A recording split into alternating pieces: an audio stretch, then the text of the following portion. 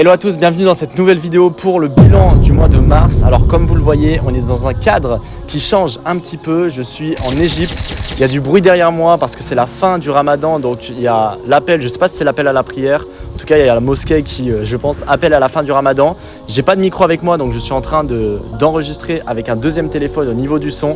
Donc c'est pour ça que je porterai un téléphone tout le long comme ça sur ma main. Faites pas attention à tout ça. En tout cas, très content de vous retrouver pour cette nouvelle vidéo. Si vous venez juste d'arriver sur la chaîne, le but de ces différents bilans, donc c'est un bilan que je fais chaque mois, c'est de vous expliquer rapidement ce qui s'est passé sur mon mois, ce que j'ai mis en place, les chiffres qu'on a fait et vous détailler un petit peu tout, à la fois en termes d'avancée, à la fois ce qui nous a bloqué, en toute transparence, pour qu'au fur et à mesure du temps, vous puissiez évoluer avec nous et vous voyez vraiment l'évolution, tout ce qu'on met en place. Bon, il risque d'avoir du bruit derrière, mais une petite nouveauté sur ce bilan par rapport à tous les précédents, c'est que j'ai décidé de structurer un peu plus ça, parce que sur les précédents bilans, alors je vous détaillais toujours le chiffre d'affaires, etc. Mais je trouvais que ça manquait de cadre, ça manquait de structure et je me suis dit ok, comment je peux me servir de ces bilans pour apporter un maximum de valeur pour toutes les personnes qui vont voir la vidéo, pour apporter vraiment mes apprentissages et pour que ça vous serve aussi, que ce soit dans votre vie ou dans votre activité, en plus de suivre un petit peu notre évolution. Alors on aura 6 parties qui vont s'afficher directement à l'écran. La première, c'est mes prises de conscience. La deuxième, c'est les points positifs et les points négatifs. La troisième, c'est les chiffres, donc qu'est-ce qu'on a fait en termes de chiffre d'affaires et tous les autres chiffres. La quatrième, les objectifs à la fois pour le trimestre qui arrive parce qu'on vient de finir le premier trimestre et à la fois pour le mois qui arrive. Ensuite, qu'est-ce qui se passe sur mon mois au niveau perso, etc. Et enfin, question-réponse, c'est quelque chose de nouveau que je vais mettre en place que je vais vous détailler.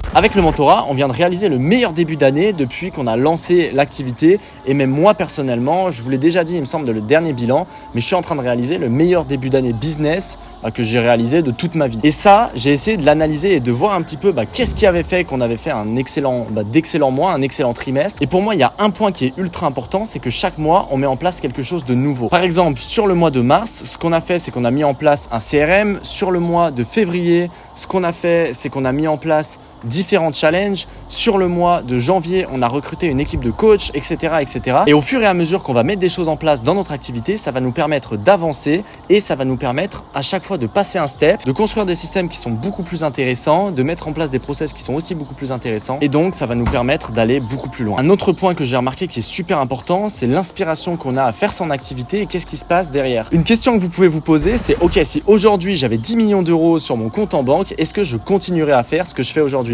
Et moi, si j'avais 10 millions d'euros en plus sur mon compte, je continuerais à développer le mentorat, alors peut-être à une échelle un peu plus élevée, peut-être en faisant d'autres choses, peut-être en prenant plus de risques, mais je continuerai à faire ce que je fais aujourd'hui parce que j'adore communiquer, j'adore échanger et j'adore partager. Et ce truc-là de partager des connaissances, partager du savoir, aider d'autres personnes à se développer, pour moi, c'est l'un des trucs les plus importants et c'est vraiment quelque chose que j'adore faire. Et ça va être super important parce qu'aujourd'hui, on voit plein de personnes, par exemple, qui se lancent dans des activités style du dropshipping ou même du trading, en fait, parce qu'elles se disent « Ok, ça va être super rentable, je vais gagner plein d'argent », sauf qu'elles s'en foutent absolument de cette activité. Donc, ce qui se passe, c'est qu'il se passe exactement l'effet inverse. Elles perdent plus d'argent qu'elles en gagnent parce qu'en fait, elles vont pas vraiment chercher à ce que leur activité marche parce qu'en fait, c'est pas quelque chose qui est réellement important pour eux. C'est pas rattaché à leur valeur haute, à ce qui est important. Donc, au final, ils vont le laisser un peu tomber. Donc, si aujourd'hui, ton activité t'inspire pas suffisamment, tu peux regarder, ok, qu'est-ce que j'aime faire dans la vie? Quels sont les 5 trucs que j'aime le plus? Quels sont les 5 trucs qui me mettent le plus d'énergie? Et comment mon activité serve ces éléments-là? Par exemple, moi, j'adore partager, j'adore communiquer. Et dans mon activité, je fais ce genre de vidéos YouTube que je suis en train de faire. Je fais des lives, je fais plein de choses qui me permettent d'échanger, de communiquer et indirectement de toucher beaucoup plus de personnes, d'inspirer beaucoup plus de monde. La troisième prise de conscience, c'est qu'on peut faire la même chose qu'une autre personne, mais avoir des résultats totalement différents. Et pour certains, ils ont des boutiques qui lancent avec des produits e-commerce. Ils vendent exactement le même produit. Par contre, il y en a un qui va faire 1 million par mois. L'autre, il va même pas réussir à vendre quelques produits. Pourtant, ils ont le même produit, donc ils font exactement la même chose. Et ce qui va changer, c'est surtout la profondeur avec laquelle on va aller dans les méthodologies, dans ce qu'on va faire. Par exemple, nous, on fait des webinaires qui fonctionnent très bien, mais moi, j'adore ça, j'adore tout ce qui est marketing et je gère tout cet aspect-là dans la boîte. Et pourtant, il y a des personnes qui sont concurrents ou autres qui font des webinaires qui fonctionnent pas du tout. Et au final, on fait à peu près la même chose, on fait à peu près les mêmes webinaires, sauf que nous, on fait ça avec une subtilité qui est au-delà, c'est-à-dire qu'on va mettre des choses en place et aller beaucoup plus en détail, optimiser vraiment au fur et à mesure pour avoir quelque chose de parfait, ce qui va faire qu'on va avoir beaucoup plus de résultats. Et en fait, en regardant comme ça, sans se dire, ok, je vais rentrer en détail, je vais essayer d'analyser chacun des éléments, on peut se dire, ouais, mais moi je fais un webinaire, mon concurrent il en fait un, pourquoi chez moi ça marche pas? Ou moi je fais du contenu sur Instagram, d'autres entrepreneurs font du contenu sur Instagram, pour eux ça marche. Et pour moi, ça ne marche pas. Comment ça se fait? En fait, c'est la précision avec laquelle vous allez faire les choses et c'est la méthodologie aussi que vous allez utiliser. Ça en revient à ce que je disais juste avant. Si vous aimez faire les choses, bien évidemment que ça vous aidera et bien évidemment que vous irez beaucoup plus loin parce que naturellement, vous allez aller chercher la petite bête, vous allez optimiser au fur et à mesure et vous serez bien meilleur. Donc, si vous mettez aujourd'hui en place des stratégies qui ne fonctionnent pas et qui fonctionnent pour les autres, regardez ce que font les autres que vous ne faites pas encore. Le quatrième élément, c'est l'espace mental. C'est quelque chose qui est ultra important et ça, j'en ai pris conscience il y a peu de temps. En fait, vous devez voir votre cerveau et votre énergie de la journée comme une batterie. Et au fur et à mesure de la journée, cette batterie, elle va se vider. Et pareil, vous devez voir vos pensées comme quelque chose qui va vous guider dans un sens ou dans un autre. Parce qu'en fait, toutes vos pensées derrière vont déterminer vos actions qui vont déterminer indirectement vos résultats. Si je vous prends un exemple, vous pensez toute la journée à « ok, j'en ai marre de mon patron » ou « j'en ai marre, mon business marche pas, j'ai zéro résultat, ça marche jamais, je sais pas si je vais réussir », vous aurez des résultats totalement différents que si vous pensez à « ok, je suis sûr de réussir, j'adore ce que je fais, etc. » Alors là, je vous prends un exemple bateau, mais ça pourrait aller beaucoup plus loin et si vous le souhaitez, je pourrais faire une vidéo. D'ailleurs, si vous n'êtes pas encore abonné, je vous invite à vous abonner à la chaîne et si ce genre de vidéo vous plaît, n'hésitez pas à la liker, ça m'encourage à en faire d'autres et à continuer ce genre de bilan. J'en reviens à mes pensées, comme on l'a vu, c'est comme une batterie qui va se décharger, notre énergie, etc. et nos pensées vont diriger là où on va aller. Donc quelque chose aujourd'hui que je veux mettre en place, c'est réduire un maximum la charge mentale, c'est-à-dire penser au moins de choses possibles, mais penser uniquement à des choses qui vont me servir à atteindre mon objectif. Par exemple, penser à tout ce qui est cuisine, etc. Pour moi, c'est des choses qui ne m'intéressent pas vraiment et que si je peux les déléguer, je vais les déléguer. Penser à, pareil, je ne sais pas… faire le ménage ou prendre des taxis ou X, Y, Z, c'est des choses qui ne m'intéressent pas vraiment. Si je peux les déléguer, je vais les déléguer. Pour aller encore plus loin, il y a plein de choses dans mon business que j'ai déléguées. Par exemple, là, c'est une personne, Emma, qui fait le montage de cette vidéo. Alors, même si j'adore le montage vidéo, mais c'est quelque chose que j'ai envie de déléguer pour me concentrer sur le développement de la boîte et donc aller chercher plus loin en termes de chiffre d'affaires, etc.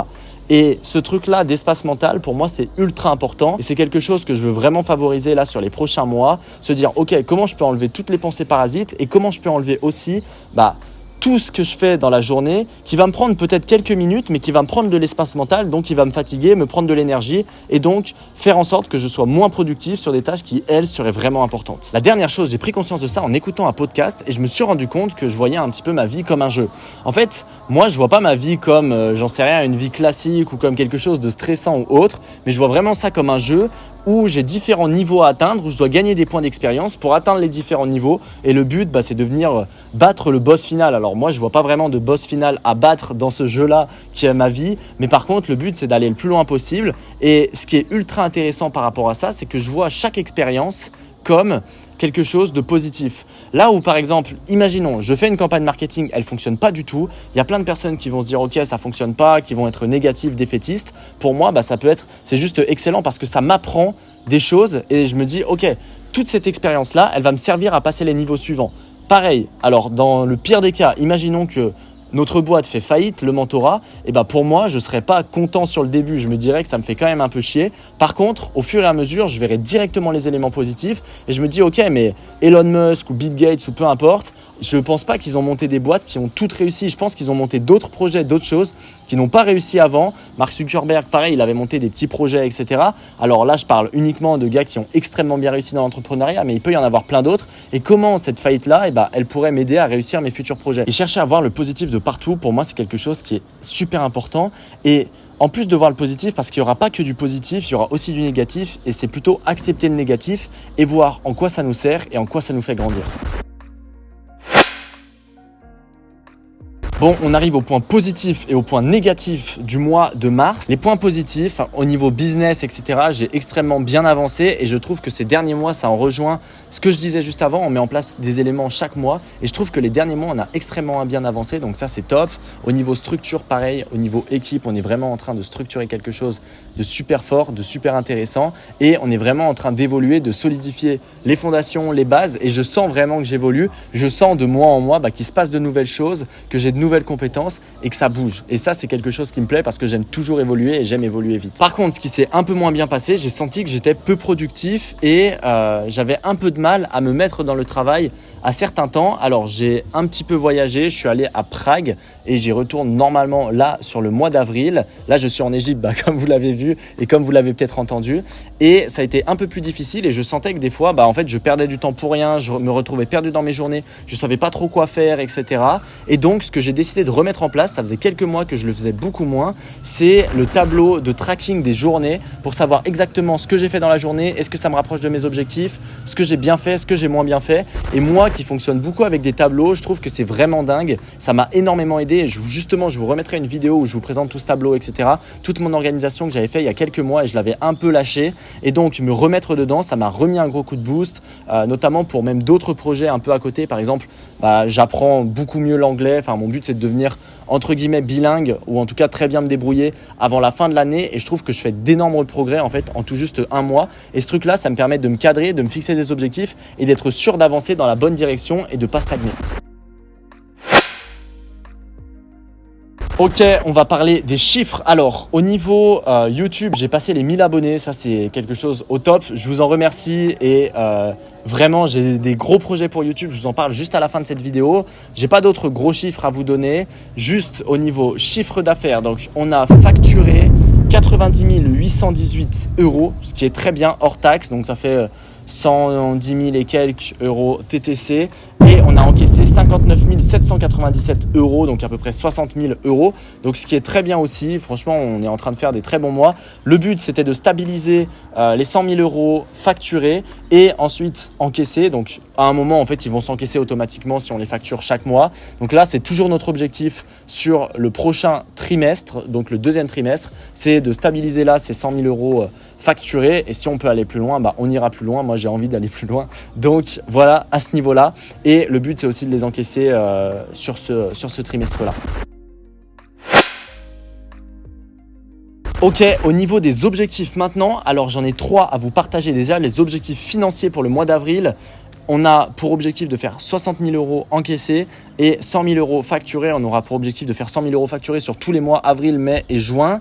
J'ai un deuxième objectif. Pour moi, j'adore faire des vidéos YouTube et j'ai vraiment envie de professionnaliser le tout. J'ai vraiment envie de mettre un coup de boost à ma chaîne YouTube avec du nouveau style de contenu, avec du contenu peut-être plus qualitatif et notamment avec un gros événement qui va arriver début juin et je pense que je vous ferai un gros vlog sur ça ou alors une grosse vidéo et du coup c'est une volonté pour moi de booster ma chaîne YouTube. Donc sur ce mois-ci vous allez voir sûrement des vlogs d'Égypte, etc. et d'autres vidéos avec de la valeur. Et d'ailleurs n'hésitez pas à me dire en commentaire qu'est-ce que vous aimeriez voir comme vidéo.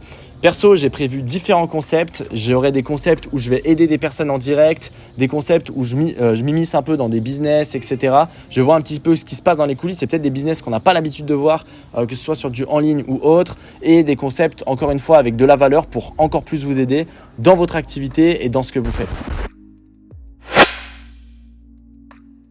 Niveau perso, qu'est-ce qui s'est passé pour moi? Je vous ai parlé un petit peu de ce que je faisais et là, je suis en Égypte pour 2 semaines. Je vous ai fait un vlog où je vous récapitule tout. Il y a des points que j'aime très bien, il y a des points que j'aime un peu moins bien et comme ça vous permettra de voir un petit peu comment ça se passe pour nous parce que je suis parti avec Maxence et Maïs du coup qui travaillent avec nous en Égypte et je vais repartir normalement à Prague parce que j'ai un ami là-bas qui fait ses études à Prague, c'est un ami entrepreneur et qui fait un Erasmus à Prague, donc ça me permet de visiter et j'ai adoré la ville. Donc s'il y a des personnes qui sont à Prague ici, peut-être qu'on se verra à Prague.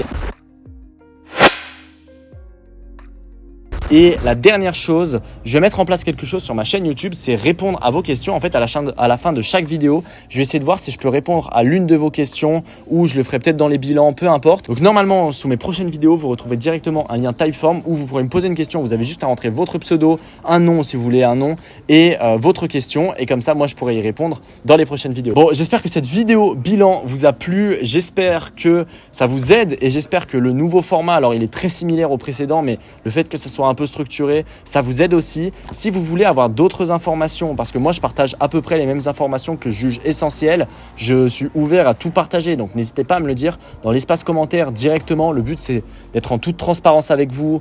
Il y a peut-être des informations qui pourraient être intéressantes, c'est nos coûts, qu'est-ce qu'on a comme marge derrière, etc. Tous ces trucs-là. Donc si ça vous intéresse, avec plaisir. Sinon, on se retrouve très vite pour une prochaine vidéo. N'hésitez pas à la liker, n'hésitez pas à poser toutes vos questions en commentaire. C'était Mathis, ciao.